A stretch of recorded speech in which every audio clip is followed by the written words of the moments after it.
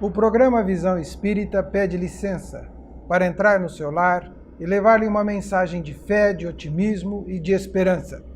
O programa Visão Espírita tem a grata alegria de receber para uma conversa, um diálogo fraterno de Evangelho, Divaldo Pereira Franco. Seja bem-vindo, Divaldo. Muito obrigado. Divaldo, nós observamos que enquanto humanidade, enquanto espíritos encarnados num processo evolutivo, temos avançado intelectualmente de forma considerável. Por que estamos tão distantes de avançar no campo dos sentimentos e das emoções? Porque é muito mais fácil desenvolver o cérebro do que a emoção. O cérebro faz parte desde o momento quando nós abandonamos a forma animal grotesca e tivemos a oportunidade de receber a parte superior do nosso cérebro, que Freud chamava o superconsciente. Então, o desenvolvimento intelectual multiplica-se de forma geometricamente. O desenvolvimento moral é de uma maneira aritmética. Poderíamos dizer que o desenvolvimento intelecto-moral, conforme a palavra de Allan Kardec, é um processo muito lento. O desenvolvimento da ciência e da tecnologia, colocando-nos em lucidez os enigmas do universo, favoreceu-nos com o crescimento de natureza de ordem intelectual. Mas, por outro lado, o nosso desenvolvimento ético-moral não correspondeu à expectativa. O homem que conquistou as estrelas ainda não logrou conquistar-se a si mesmo. Daí o grande paradoxo. Numa observação histórica muito profunda, os autores asseveraram que o nosso desenvolvimento de natureza sociológica foram muito grandes essas conquistas. Mas se nós observarmos a moral, ainda estamos numa fase de estágio em que o instinto de predominância de favor da vida sobrepõe-se e, por isso, o crime e a hediondez ainda não abandonaram a civilização odierna. Divaldo, nos chama a atenção que de uns tempos para cá a humanidade começou a ficar com pressa, né? Então nós temos hoje várias mídias que se comunicam e todas elas com pressa. Todas as informações são rápidas e superficiais. Levantando a nossa condição de espíritos, né, que temos um passado, um presente e temos um futuro, por que estamos mergulhados nesta condição de espíritos com tanta pressa, com tanta velocidade, com esse volume imenso de informações? E parece que cada dia que passa, Jesus está ficando mais longe. Um psicólogo diria que é uma necessidade da fuga emocional. A criatura humana ainda não teve coragem de viajar para dentro, de fazer uma autoobservação e de identificar os seus pontos de dificuldades existenciais. Através da comunicação virtual, parece que a vida é um sonho. Ela é maravilhosa porque pode apresentar a velha tradição. A arte imita a vida. Aqui nós teríamos a forma de dizer que a vida imita a arte. E dessa maneira, variando as nossas observações, não há tempo de aprofundarmos nos quesitos essenciais da nossa espiritualidade. Mas é um processo inevitável. No momento em que surgiram o alfabeto e as comunicações escritas, o homem, a mulher, tiveram que dobrar-se sobre a própria faculdade para melhor comunicar-se. E desde aquelas primeiras comunicações gráficas e sonoras, que a pressa passou a tomar conta do indivíduo para que dessa maneira ele possa voar melhor pela imaginação. Divaldo, nós temos hoje acesso a muita informação. Também temos acesso a muito conhecimento. Todo esse conjunto não está servindo de um processo de educação. O que nós percebemos é que nós temos mais e menos educação. Inclusive, menos educação moral e menos educação na relação com o próximo. Da onde vem este conflito? Como isto surge, olhando para o aspecto de espírito? Estamos na mesma causalidade. Goethe, o grande autor alemão, dizia que a tendência da criatura humana é informar-se muito e penetrar raramente na realidade legítima. nós aprendemos muitas coisas superficialmente, mas poucos de nós especializamos-nos naquilo que é favorável à nossa vida. Por esta razão, ao entrarmos na era da tecnologia de ponta, os nossos ideais suplantam a nossa capacidade de viver. Pensamos muito na vida interplanetária e matamos a vida estabelecida. Ficamos felizes porque as sondas que foram a Marte encontraram alguns vírus e nos exaltamos à vida em Marte. Mas é uma suposição ainda virótica. E aqui na Terra nós matamos uma criança em formação, com todos os caracteres já apresentados. É ainda a mesma necessidade de o indivíduo fugir dos seus quesitos interiores para poder ficar na superfície. Mas chega um momento quando a incapacidade de administrar todos esses valores leva a identificar a chamada coisa nenhuma, o vazio existencial. Então as fugas nos levam a nada ter de seguro. E mesmo aqueles que estão muito informados e que anelam saber muito mais, entram nesse tormento das inquietações. Falta-lhes um amor de profundidade, porque ele ama teoricamente, ama eletronicamente, mas não pode procriar eletronicamente. Falta-lhe a essência, a presença, a carícia, o toque. Do ponto de vista emocional, o toque é de muita relevância. E o indivíduo passa a viver numa atmosfera de imaginação. Toda imaginação, a Shangri-La, termina numa grande decepção, porque quando sai da imaginação, Shangri-La, e vem para a realidade, o tempo se passou e a pessoa está encarquilhada, sem ideal, sem esperança. Mas lentamente nós iremos percebendo que essa comunicação que nos facilita tanto vai também nos ajudar a identificar melhor nossa alma, o nosso self, e a perceber que nada há mais precioso do que o sentimento de identidade pessoal, a segurança de uma afetividade que nos inspire, que nos leve a uma realidade transcendental.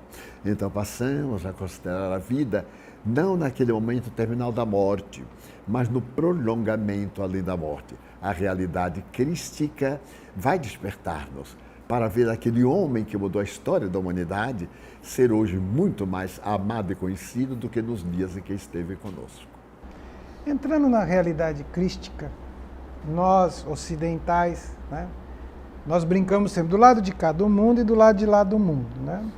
Do lado de cá do mundo, nós temos um lado ocidental que já foi muito mais cristão nas suas ações e na sua conduta de comprometimento com o cristianismo, falando, é claro, de uma forma, de uma abrangência geral, do que nós estamos observando hoje. Duas perguntas. Né? Primeira questão para nos ajudar a entender, porque nós queremos refletir juntos. O cristianismo, o Cristo, conhecido do lado ocidental e distante do lado oriental do planeta, onde nós temos inclusive o país mais populoso do mundo, que é a China. Ali, o cristianismo ou o Cristo, podemos dizer que é desconhecido. Como entender isto neste processo de amadurecimento e de evolução que todos nós espíritos estamos comprometidos com este planeta Terra? Tenho me dedicado a reflexões em torno do assunto. Sempre dizemos que a humanidade foi cristianizada. E após longas reflexões, a opinião é minha. Observo que a humanidade foi romanizada. Porque a proposta de Jesus, a partir do século III, quando Diocleciano cessou a perseguição mais cruel que jamais houve, logo veio o instante que Constantino, através do Edito de Milão, no dia 13 de junho do ano 313, vinculou aqueles homens do caminho, recentemente chamados de cristãos, ao Império Romano. E a partir daí surge uma entidade respeitável, de natureza eclesiástica, em cujo nome não está o cristianismo. É curioso observarmos: Igreja Católica Apostólica Romana. Então a questão de uma igreja católica universal, é o sentido da palavra, era uma presunção. Apostólica, porque teria sido fundadas por Pedro e Paulo. Em verdade, eles não fundaram nenhuma religião. Jesus não fundou uma religião. Jesus ensinou-nos o amor. E o apóstolo Paulo estabeleceu diretrizes para melhor entendermos o amor. Como consequência, o romanismo tomou conta da terra e a humanidade não foi cristianizada. Se olharmos os dados da Idade Média, do período do terror, do ano mais ou menos 350 até o ano 1500 e poucos, nós veremos que esses 1000 anos atrasaram a humanidade de maneira significativa, porque se transformou a fé num ponto de dominação arbitrária de consciências. Basta que lembremos que toda a doutrina de Jesus era divulgada em latim, não em aramaico, hebraico ou na língua nacional. Por volta do século XV, quando Jan Hus, o reverendo tcheco-eslovaco, seguiu a tradição que surgira na Inglaterra de divulgar o cristianismo na língua nacional, ele foi considerado herege. Foi para o concílio de Constança e foi queimado vivo no dia 6 de julho de 1415, demonstrando, portanto, que não havia uma religião, porque Jesus jamais se impôs. Ele é o cantor que expõe, e cada qual a si mesmo se caracteriza, aceitando ou não. Ainda há uma outra visão. Por ocasião da criação da Santa Inquisição e da Companhia de Jesus, que tantos bons serviços prestou ao Brasil, de certo modo à América Nova, nas figuras de homens incomparáveis, como Manuel da Nóbrega, Anchieta, Auspicuelta Navarro e outros do continente de língua hispana, nós vamos observar que essa Inquisição se tornou o poder de uma doutrina caracterizada pelo amor. Jesus preferiu morrer a justificar-se. A doutrina inquisitorial matava sem justificar. Então a humanidade não era cristã, era submetida ao ideal político-religioso de interesses individuais. E foi exatamente essa loucura que, através de um papa e na voz de um psicopata, Pedro o Eremita, saiu pela Europa proclamando a necessidade de defender o túmulo vazio de Jesus em Jerusalém. Era mais uma missão do Ocidente de conquistar o Oriente. É claro que aqueles orientais que foram nossas vítimas nas cruzadas, de consequências terríveis, porque levamos para o Oriente enfermidades infecto-contagiosas que lá não existiam. A tuberculose, por exemplo, as infecções de natureza sexual, a gripe, mas de lá também trouxemos outras enfermidades terríveis para as quais o nosso organismo possuía um sistema imunológico. Houve aí a ruptura entre as possibilidades de um lado e outro e as mágoas que ainda vivem no ressentimento. Quando Mohammed vem tentar edificar um cristianismo na Arábia Saudita da época, não sendo bem recebido, ele que era pacificador, instaura a Primeira Guerra Santa. E a partir de lá, até hoje, nós vemos no terrorismo internacional o efeito da nossa alucinação quando éramos terroristas lá no Oriente, disseminando a palavra de um Cristo, que em última hipótese era o amor. Então essa fissão e esse abismo ainda permanece muito profundo. Mas nós devemos olhar também em termos de eternidade e de nascerem espíritos que irão modificar aqui como lá. Eu me recordo, por exemplo, de Abdu'l-Bahá, que viria criar o bahaulismo dentro das convicções da doutrina de Maomé. Bahá'u'lláh será levado ao cárcere, será perseguido e converte o seu próprio algoz. Então a doutrina Bahá'í é uma forma de cristianismo da doutrina maometana com outros termos. Então a divindade, por certo, tem o chamado plano B. No momento próprio, reencarnar-se-ão no Oriente entidades venerandas como Francisco. E se reencarnarão no Ocidente entidades venerandas como o próprio Bahá'u'lláh ou outros. Então eu gostaria de pensar quanto isto é verdadeiro, porque na cruzada, quando São Francisco vai e tem que enfrentar Saladino, a emoção do homem de Assis, que era cristão, comove aquele que é adversário. E diz a Francisco: eu te dou carta branca para visitar os lugares santos, onde ele demorou 1 ano aproximadamente. Mas quando voltares, diz ao teu Papa que vamos acabar com esta guerra. Basta que ele mande um como tu para cá, e tu fiques lá para podermos ter união e entendimento. Já vi que aquilo que nós chamamos cristianismo não existiu. Existiu o romanismo na doutrina de Jesus. Sem nenhuma presunção, Jesus sabia disso e disse que voltaria e que quando nós o houvéssemos adulterado, confundido, ele mandaria o Consolador, o Espírito de verdade, o Paracleto. Está muito claro em João 14, 16, 25, 26. Então as vozes trombetearam sobre o mundo. As sepulturas que estavam vazias trouxeram o hino da imortalidade e surgiu Allan Kardec para trazer a doutrina cristã na base da cultura científica, que se havia separado da Igreja por volta do século XVII. E através de uma doutrina filosófica, que se pode provar no laboratório de ciência, é que nós voltamos a ter Jesus, conforme ele veio ter conosco.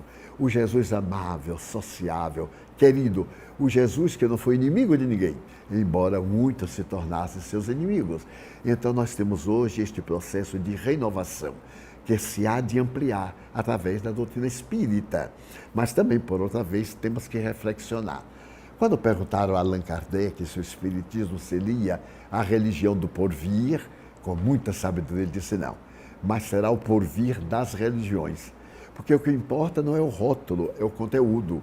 Talvez muitas pessoas não simpatizem com a proposta espírita, mas são, como disse Kardec, espíritas pelo coração. Pessoas nobres, de sentimentos elevados, de uma ética muito bem trabalhada e dedicados à prática do bem. São verdadeiros espíritas, conforme a definição dada pelo codificador. Por falar em espíritas, né, nós hoje representamos no IBGE, né, uma parte da população pequena. É claro que se olharmos pelo aspecto de espíritos comprometidos, envolvidos, olhando pelo aspecto filosófico, somos muito mais do que aqueles que se definem como espíritas, até porque a pesquisa pergunta de uma religião. Nós estamos no Brasil, né, como um país que prospera e que tem com compromisso com a humanidade de que este evangelho de Jesus seja redivivo. Nós observamos que o espiritismo nasce no seio intelectual do mundo e vem para ter o seu maior progresso, o seu maior desenvolvimento hoje no país. Como nós espíritas entendemos isto? Como visualizarmos isto? Olhando o porvir e a tarefa que temos com Jesus. Observarmos que, segundo o prefácio do Evangelho segundo o Espiritismo, as estrelas dos céus caíram sobre a terra. E as grandes legiões, à semelhança de um exército que tinha o seu comandante, vieram ter conosco. E os espíritos, no momento próprio, se comunicarão em toda parte, porque eles são inteiramente livres. Mesmo nos santuários mais grandiosos de quaisquer religiões, eles incorporam. Por exemplo, a própria Igreja reconhece, foi publicado aqui no Brasil, a emoção muito grande do Papa Pio XII, quando era cardeal Eugênio Pacelli, no dia 19 de fevereiro para 20 do ano de 1939, quando havia desencarnado o Papa Pio XI. Ele estava orando e lhe aparece o Papa Pio X, que havia sido o seu benfeitor, e disse-lhe, tu serás Papa. Ele disse, mas eu não tenho condições. Mas Jesus quer que tu sejas Papa. E para a surpresa geral, ele se torna Papa, sem haver sido candidato prevalecente na primeira manifestação eleitoral. As revelações dão-se em toda parte. E também essa revelação se dará no meio daqueles que não conhecem a imortalidade da alma, porque é a grande meta. E também penso, a tese é minha, que nós estamos evoluindo ciberneticamente a ponto de, em breve, comunicarmos-nos por meio de aparelhos especiais. Eu recordo que há uns 30 anos, os benfeitores espirituais a mim me informaram e eu comuniquei a amigos. As dores do parto serão superadas, porque na tradição bíblica está escrito que a mulher teria que parir com dor. Hoje, somente pare com dor que não pode fazer uma boa cesariana, ou que não tem oportunidade de fazer experiências de yoga, de exercícios, como em nossa casa de parto natural. Então, a divindade estava providenciando para que houvesse partos através de aparelhos semelhantes ao útero feminino. Depois da fecundação, a criança seria transferida para o útero artificial e a carícia da mãe seria a mesma, porque a mulher já não necessita de sofrer para procriar a vida. Também eles nos haviam dito de que as sombras da terra iam desaparecer e nós teríamos dias de muita beleza. Já se fazem experimentos na China de verdadeiros satélites que absorvem a claridade do Sol durante o dia e durante a noite, inúmeras dezenas de luas apagam toda a sombra da Terra à medida que houver a nossa evolução. Dessa mesma maneira, eu acredito que nós, os espíritas, estamos ainda preparando a gleba para a grande sementeira do amanhã, assim que se inicie este processo de mundo de regeneração, quando o planeta deixará de ser de provas, de expiações, para ser um mundo de bênçãos, de misericórdias, em que a dor fugirá envergonhada e será uma peça de museu. Divaldo, nós espíritas divulgamos o espiritismo, no qual você é o nosso principal líder e exemplo de divulgar o espiritismo com a sua determinação, com a sua perseverança, com a sua convicção. E nós adentramos na religiosidade de muitas crenças e participamos e damos a nossa mensagem. Como e o que fazer mais a cada um de nós que estamos no Evangelho, confiantes no Evangelho, repletos de defeitos, e não são de fábrica, né? Porque nós somos filhos de Deus. Como é que nós podemos tornar o Espiritismo para todos? O que precisamos fazer? Viver a doutrina que divulgamos. A humanidade está repleta de filosofias extraordinárias. Se nós olharmos as doutrinas filosóficas do humanismo, ficamos fascinados. O Espiritismo é uma filosofia que nos explica todos os enigmas da antiga tradição filosófica. E na sua ética moral, é uma doutrina que nos vincula a Deus. Na hora que nós tivermos a coragem de assumir a exemplificação, de sermos pacientes, dúlcidos, afáveis, e de que todos possam ver em nós a ação mental do Cristo, essa divulgação será muito maior. No momento, é uma doutrina de divulgação verbal, gráfica, de visualidade cibernética. Mas as criaturas humanas estão cansadas de verem propostas, necessitam de ver exemplos, como já ocorre. Cada centro espírita, mesmo na sua singeleza, tem a máxima preocupação de viver o postulado básico da doutrina, que é a caridade. Então se pensa na caridade moral, na caridade espiritual. E em nosso país, face às dificuldades socioeconômicas, também os centros espíritas colaboram com a caridade material, evocando aquela cena muito bela do espírito Caritas, no Evangelho segundo o Espiritismo, quando nos traz aquela dama proba que tem o seu carro cheio de víveres e sai distribuindo pelas ruas miseráveis dos bairros pobres de Paris. Então vai chegar o momento em que a melhor divulgação do Espiritismo é a do nosso exemplo, dos nossos silêncios, da nossa conduta de compaixão.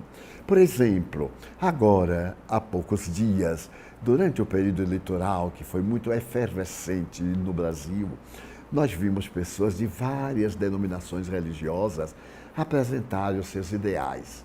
Os espíritas somos também criaturas humanas, mas, lamentavelmente, alguns exacerbaram-se e caíram na mesma faina de paixões individualistas, de acusações indébitas, de exemplos muito desagradáveis, ferindo-nos uns aos outros.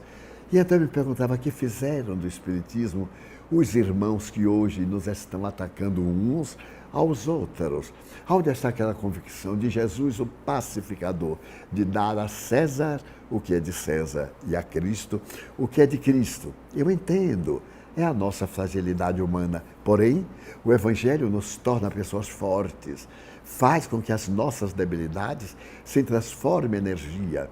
Todos nós temos calcanhares de Aquiles, mas nós poderemos fortalecer o calcanhar de Aquiles e mudar a guerra de Troia. Foi o calcanhar de Aquiles que fez a guerra fracassar. Então, a nossa guerra de Troia está convidando-nos para que os espíritas sejamos mais conscientes. Nenhuma censura de minha parte, porque também me incluo, mas é uma proposta filosófica que me cabe apresentar, para que tenhamos mais compaixão dos outros, para que demos ao outro o direito de ser como é, e a nós demos a exigência de ser melhores cada dia, fazendo a nossa transformação moral. Creio eu, e é da doutrina espírita, que se conhece o espírita pela sua transformação moral. Mas se ele se torna espírita e a sua transformação é bélica, é ostensivamente contra outrem, ele não é espírita, o que é lamentável. Mas chegará um momento em que isso será pacificado. É uma questão de tempo. Divaldo, pedimos a você uma mensagem para todos os nossos telespectadores, para aqueles que assistem ao Visão Espírita, uma mensagem para 2019 que está chegando aí na frente, com as suas orientações a todos nós, por favor. Eu me permitiria repetir João Evangelista. Narra-se que o apóstolo de Jesus, o único que teve morte natural, não precisou do holocausto, quando estava na ilha de Patmos, já idoso, em avançada manifestação orgânica de quase decomposição, os cristãos, os amigos, reuniam-se e iam buscá-lo na gruta em que ele residia e perguntavam-lhe: Senhor, diga-nos algo sobre Jesus. E ele, venerando, dizia: que vos ameis uns aos outros. E repetia-o sempre, até que um dia um jovem exasperou-se e disse: ué, mas ele só disse isso? Que mais podemos acrescentar a isso? E ele sorriu e disse: vê, se você me amasse, com ternura e compaixão não se irritava. Então ele disse que nos amássemos uns aos outros. Então eu vejo que hoje na sociedade nós temos muitos inimigos, pela lei das afinidades, a lei da sintonia, como temos no lar, pais, filhos, irmãos, amigos que se detestam. Também na sociedade nós temos muitos inimigos, mas isso não é importante. Importante é não ser inimigo de ninguém. A pessoa luta contra nós, mas nós não lutamos contra a pessoa. Então eu tenho elegido como proposta esta: se alguém não nos ama, o problema é dele, mas a nós cabe-nos amar a todos indistintamente. É claro que eu sei que é difícil, que é um fenômeno de homeostase interior e não é fácil de conseguir-se. Mas se nós repetirmos e repetirmos e repetirmos como João, nós seremos mais gentis e mais afáveis. Diria aos caros amigos televidentes que nos honram com a sua paciência de escutar as nossas expressões, que, acima de tudo, pensemos em nós no amanhã espiritual e amemos enquanto respiramos, porque nunca nos arrependeremos de um ato de amor. Jamais ficaremos aturdidos porque amamos. A solução maior para o problema da humanidade é o amor. Por isso, eu suplico ao Mestre de todos nós que nos conceda a graça infinita de nos amarmos e de nos compreendermos na condição de família universal. Muito obrigado. Com muita emoção. Até o próximo Visão Espírita.